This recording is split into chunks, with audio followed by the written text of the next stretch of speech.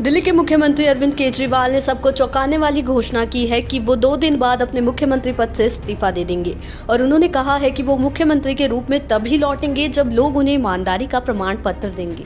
आप नेता और कार्यकर्ताओं को संबोधित करते हुए अरविंद केजरीवाल ने अपने पार्टी सहयोगी और पूर्व उप मुख्यमंत्री मनीष सिसोदिया, जो कि शराब नीति मामले में भी आरोपी थे, उनको अपना उत्तराधिकारी बनने से इनकार कर दिया। केजरीवाल ने कहा कि वो और सिसोदिया अपने अपने पदों पर तभी लौटेंगे जब लोग कहेंगे कि हम ईमानदार हैं। वहीं उनकी इस घोषणा के बाद दिल्ली की बागडोर संभालने के लिए कुछ संभावित दावेदार हैं। सबसे पहले बात आतिशी की, जो नीतिगत सुधारों के प्रति अपने गतिशील दृष्टिकोण और सामाजिक मुद्दों पर अपनी बात बेबाकी से रखने के लिए जानी जाती हैं।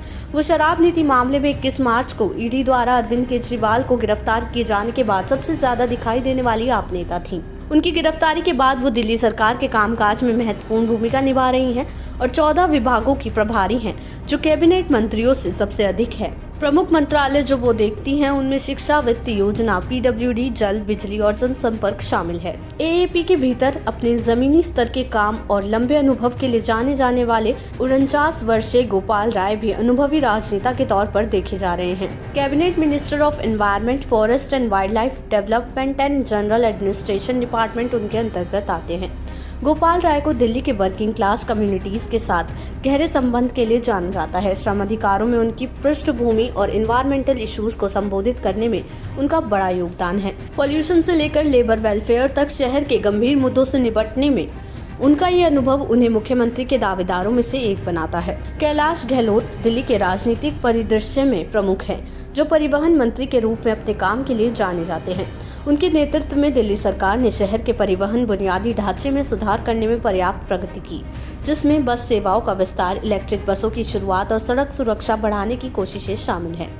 कैबिनेट मंत्री होने के नाते 50 वर्षीय आप नेता ने मजबूत प्रशासनिक क्षमताओं का प्रदर्शन किया है और बड़े पैमाने की परियोजनाओं का प्रबंधन करने और नौकरशाही जटिलताओं से निपटने की ये क्षमता दिल्ली पर शासन करने के लिए फायदेमंद होगी।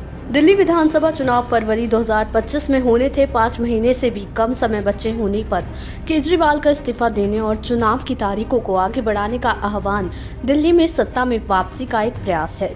वैसे भी सुप्रीम कोर्ट की बड़ी जमानत शर्तें केजरीवाल को मुख्यमंत्री के रूप में कार्य करने की अनुमति नहीं देती। केजरीवाल ने अपने इरादे स्पष्ट करते हुए कहा, चुनाव फरवरी में होने वाले हैं। मैं नवंबर में महाराष्ट्र चुनाव के साथ चुनाव कराने की मांग करता हूं। दिल्ली में आम आदमी पार्टी यानी आप सरकार को बर्खास्त करने की मांग को लेकर राष्ट्रपति द्रौपदी मुर्मू द्वारा भाजपा विधायकों का एक ज्ञापन गृह मंत्रालय को भेजे जाने के बाद राजनीतिक तूफान खड़ा हो गया। भाजपा ने दिल्ली के मुख्यमंत्री अरविंद केजरीवाल के कारावास और प्रशासनिक कार्यों में देरी के कारण उत्पन्न संवैधानिक संकट का हवाला देते हुए राष्ट्रपति को पत्र लिखा था। उन्होंने अनुरोध किया कि आप सरकार को बर्खास्त कर दिया जाए। देश दुनिया की ऐसी ही तमाम खबरों के लिए देखते रहें समय डिजिटल।